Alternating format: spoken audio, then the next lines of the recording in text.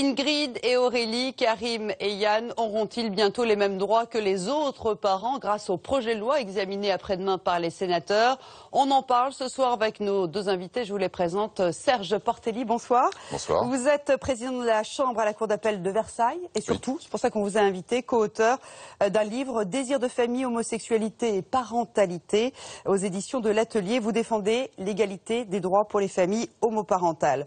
Aude Mirkovic, bonsoir. Vous êtes juriste, spécialiste de la famille, et vous avez rédigé une lettre signée par 170 professeurs de droit, et vous invitez les sénateurs qui vont examiner le texte à mesurer les risques de ce projet de loi de mariage pour tous. Déjà une première question après ce documentaire, est-ce que vous trouvez légitime ce désir d'être des parents comme les autres pour Karim, Aurélie et les autres? Ce n'est pas à moi de dire si ce désir est légitime. Tout ce que je peux dire, c'est est-ce qu'il est réalisable ou pas? Et la réponse est non, parce que deux hommes ou deux femmes ne peuvent pas être ensemble, les parents d'un même enfant. Pas parce qu'ils ne sauraient pas changer des couches ou faire des câlins, pour reprendre les propos de Yann dans le reportage, parce que ça, ils savent le faire, mais tout simplement parce qu'ils ne correspondent pas à la définition de ce qu'est la filiation et de ce que sont les parents. Alors moi on va en parler de cette filiation, mais il y a quand même une réalité. On estime qu'il y a 40 000 enfants qui vivent dans ces familles homoparentales. Aujourd'hui, quel est leur statut? Est-ce que vous estimez qu'ils sont suffisamment bien protégés et que l'autre parent qui n'a pas de lien biologique a suffisamment de droits pour élever ses enfants? C'est-à-dire que le droit protège tous les enfants, quelle que soit la situation des parents, évidemment, quelle que soit l'orientation sexuelle des parents. Maintenant, le droit accompagne cette situation comme ce qu'elle est. Et ce qu'elle est, c'est la situation d'un enfant élevé par son père ou sa mère et le compagnon de même sexe du père ou de la mère. Mais ce compagnon du père ou de la mère n'est pas le parent de l'enfant. Donc le droit ne peut pas l'accompagner, ne peut pas le régler comme s'il était parent puisqu'il ne l'est pas. Donc par conséquent, on pourra en parler de façon plus précise si vous le souhaitez, mais toutes les questions de la vie quotidienne, les questions de l'autorité parentale, si c'est nécessaire, que se passe-t-il en cas de décès, que se passe-t-il en cas d'hospitalisation, tout cela, évidemment, est accompagné par le droit. Je m'inscris en faux contre ce que vous dites. Il y a aujourd'hui des zones de non-droit pour ces familles. Il y a des bricolages qu'on essaye plus ou moins de mettre sur pied pour des choses très simples. Si vous avez un de ces enfants qui a un accident ou même qui est scolarisé, il y a des choses très simples qui consistent à s'occuper de l'enfant, à aller le chercher, à le garder peut-être éventuellement. Il y a des choses plus graves, évidemment. Ça concerne l'héritage, par exemple. Ça concerne simplement le lien de filiation qui existe ou pas. C'est-à-dire qu'un enfant qui ne peut pas dire c'est mon père ou c'est ma mère, alors qu'il vit réellement avec lui. Ce qui est quand même pas vous rien. parlez de lien de filiation. C'est vrai qu'aujourd'hui, le Code civil dit lien biologique. Et c'est ça que vous essayez de défendre, c'est ça, en disant contrôle l'adoption, en disant là on est en train de casser quelque chose d'important pour la famille. Il n'y a pas de lien de filiation entre cet enfant et le deuxième adulte de même sexe. Alors effectivement, il ne peut pas... Il n'y a pas de lien biologique, mais il y a un lien affectif, il n'y a pas de lien juridique. De fait. Tout à fait. Mais nul ne conteste ni ne nie l'existence de ce lien affectif qui peut être très fort. Mais tous les liens affectifs ne peuvent pas être consacrés par le droit et en tout cas, ils ne peuvent pas être consacrés comme ce qu'ils ne sont pas. Vous êtes, j'imagine, pas du tout d'accord avec cette notion de la filiation. Je trouve ça même étonnant de la part d'un juriste de dire des choses comme ça. Il faut comprendre que le droit, la loi, c'est une création. C'est-à-dire que ce que vous nous présentez comme le modèle absolu, éternel, indéfectible de la famille, c'est ce qui est aujourd'hui, en 2013, dans le Code civil. Ça n'a strictement rien à voir avec ce qu'était le Code civil il y a 2 siècles, quand il a été créé. Et depuis, il y a eu d'innombrables révolutions qui ont fait évoluer à la fois la famille, le couple, les filiations. Donc vous dites que c'est une évolution logique et qui suit l'évolution de la société, du mode de vie? Je ne dis pas que ça. Je dis qu'elle suit un progrès. Et que ce progrès, c'est ça qui est intéressant. La société évolue, et elle évolue dans un sens. Et ce sens, c'est celui du progrès des individus et des hommes. Progrès, j'aimerais vous faire réagir, parce que progrès, ça veut dire positif, c'est mieux pour tout le monde, c'est mieux pour la société. Tout ce qui est nouveau n'est pas forcément un progrès. Si on veut admettre 2 hommes ou 2 femmes comme parents, il faut tout changer à la filiation. Contrairement à ce qui est prétendu par les promoteurs du projet, ça ne change rien. Tout ce que nous faisons, c'est donner les mêmes droits des parents père et mère aux parents de même sexe. Mais ça change tout, parce que si on admet les parents de même sexe, nécessairement, on modifie le sens de la filiation, et comme la loi est la même pour tous. Est-ce que c'est gênant de le modifier, ce sens? Que ça soit une révolution, que ça soit perturbant, bouleversant, mais est-ce que c'est si grave que ça? Alors oui, c'est gênant. Et déjà, il faudrait le dire, plutôt que de faire comme si on ne changeait rien, parce que ça, c'est faux. Et pourquoi est-ce que c'est gênant? Parce que si les parents sont les adultes investis affectivement, éducativement auprès de l'enfant, alors dans ce cas, n'importe quel adulte qui joue effectivement ce rôle peut réclamer d'être reconnu comme parent. Je veux dire, le deuxième parent a quand même un lien avec le parent biologique. Vous êtes d'accord avec moi? Il vit avec lui et il élève ensemble de fait. Il a un lien avec le parent. Avec lui, il a un lien avec le parent biologique pour l'instant, mais le fait de vivre avec le parent d'un enfant ne donne aucun droit sur cet enfant. Et donc, à partir du moment où on réduit la filiation, la parenté à cette relation d'éducation, toute personne qui remplit ce rôle peut demander d'être reconnue comme parent.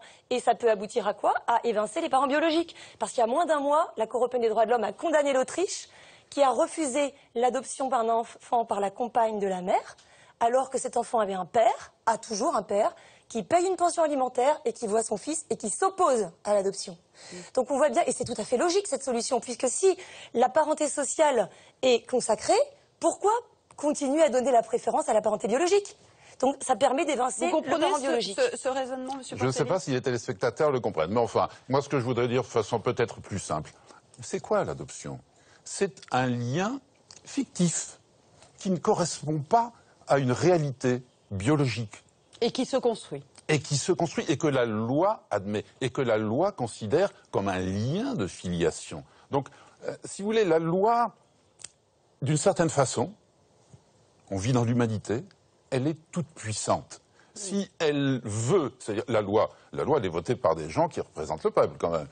Si elle considère que ça, c'est un lien de filiation, elle le fera. Mais elle ne le fera pas abstraitement pour faire plaisir à un tel ou un tel. Elle le fera parce que derrière, il y a un projet. C'est ça que vous ne comprenez pas. C'est que quand vous avez un couple homosexuel qui se crée et qui souhaite fonder une famille, l'enfant, il n'intervient pas comme ça, parce que on dit souvent, oui, mais on prend un enfant comme on achète ça sur un rayon en gondole au supermarché. Non, c'est un vrai projet. En même temps, parfois on va en Espagne, on paye très cher, on va faire une PMA, une procréation médicalement assistée. Aujourd'hui, c'est interdit en France, sauf quand on est stérile. Est-ce que, pour vous, monsieur Portelli, qui est pour, dites-vous, le progrès, l'évolution, pour l'instant, dans le projet, on n'en parle plus de la PMA. Le gouvernement n'en parle plus. Est-ce que pour vous, il faut absolument faire entrer la PMA comme une autre révolution? Ça me paraît d'une logique absolue. Ça existe dans plein de pays. Enfin, vous dites, vous avez cité l'Espagne, on pourrait citer la Belgique, les bébés Thalys, bien d'autres, les bébés Thalys, bien d'autres pays européens. Ils l'ont fait. C'est une institution, j'allais dire, qui marche dans ces pays, qui ne soulève plus de difficultés, qui est admise socialement. Je ne vois pas pourquoi, en France, sous prétexte qu'on est dans la bioéthique, qui est une sorte de tabou, on refuserait d'institutionnaliser la PMA en France. Parce qu'on ne peut pas dire à des homosexuels, à des couples homosexuels, vous avez le droit de vous marier, vous avez le droit des enfants, et en même temps on leur refuse les moyens, j'allais dire, techniques. Vous dites là, le gouvernement ne va pas jusqu'au bout, il n'est pas logique, c'est un peu hypocrite, c'est ça? Complètement. D'accord. Je vais juste terminer le raisonnement. Vous dites OK pour la PMA, donc vous êtes aussi OK pour la GPA, la gestation pour autrui? Je suis, et je ne suis pas tout seul, favorable à la gestation pour autrui, à condition qu'elle fasse l'objet d'une réflexion et d'une réglementation stricte. J'imagine que ça vous fait bondir, PMA, GPA, pour vous, non, ça ne fait pas du tout bondir. Non, je suis tout à fait d'accord. Il est illusoire de prétendre que 2 hommes ou 2 femmes ont le droit d'être parents et de ne pas donner les moyens pour qu'ils le soient.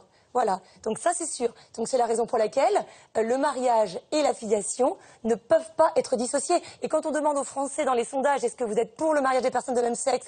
Et ensuite, est-ce que vous êtes pour l'adoption? Et encore après, est-ce que vous êtes pour l'AMP ou la GPA? C'est une façon tronquée de poser la question. En réalité, le mariage entraîne tout. Est-ce que ça veut dire que si on adopte définitivement ce projet de loi sur le mariage pour tous et donc l'adoption, dans les faits, la France sera obligée d'aller vers la PMA et la GPA? Oui. Un jour ou l'autre, Non, mais on sera obligé, oui. C'est-à-dire, je ne sais pas, est-ce qu'il y aura une incohérence dans la loi? Est-ce qu'on nous obligera à Bruxelles, etc. Enfin, est-ce que on peut nous obliger? C'est Strasbourg qui nous obligera, c'est la Cour européenne des droits de l'homme, en l'occurrence. Qui, alors, juste votre avis et après votre avis. On sera obligé? La Cour européenne ne nous oblige à rien.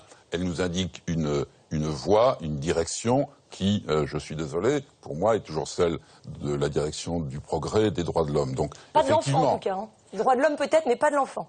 Si, moi j'inclus l'enfant là-dedans. Enfin, pas vraiment, non. Les enfants qu'on a vus tout à l'heure, on aurait pu effectivement les voir mal foutus, pleurant, désespérés. Mais non, malheureusement pour vous, ils ont l'air très bien, ces enfants.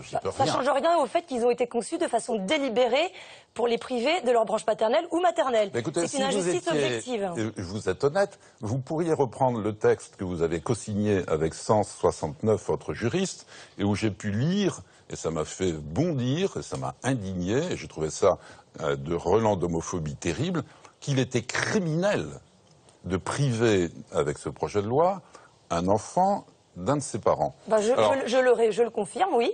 Priver délibérément un enfant de son père ou de sa mère, c'est criminel. Que certains enfants soient privés par la vie de leur père ou de leur mère, ça arrive déjà suffisamment souvent pour que la loi se charge d'organiser ça, je suis désolée. Alors vous êtes juriste, je crois? Oui. Oui. Vous savez ce que ça veut dire criminel? Oui. Oui, d'accord, c'est tout. Au sens, évidemment, si vous voulez faire du positivisme juridique pour informer les téléspectateurs, alors criminel est un... Quand on dit que c'est criminel, ça veut dire que c'est grave. Ah d'accord. Voilà. Moi, quand je dis que c'est grave, je dis pas forcément que c'est criminel, vous voyez. Alors, en l'occurrence, c'est grave, et c'est donc, je l'appelle criminel, tout à fait. Bon. Écoutez, les téléspectateurs jugeants. Alors, on aurait pu continuer à débattre. Pour l'instant, c'est le temps des sénateurs. On va voir si eux vont amender notamment le texte. Et le débat risque d'être passionné aussi au Sénat. Merci à tous les deux. On part maintenant en Birmanie, qui s'ouvre petit à petit à la démocratie. Le point de départ a été, bien sûr, la libération d'Aung San Suu Kyi après 15 années d'assignation à résidence. En juillet 2012, Lady, symbole de la résistance à la dictature militaire en Birmanie, est rentrée au Parlement. Alors nous avons pu rencontrer cette femme qui suscite, vous allez le voir, beaucoup d'attentes, beaucoup d'espoir dans son pays. C'est un documentaire signé Thomas Dandois et je le retrouverai juste après.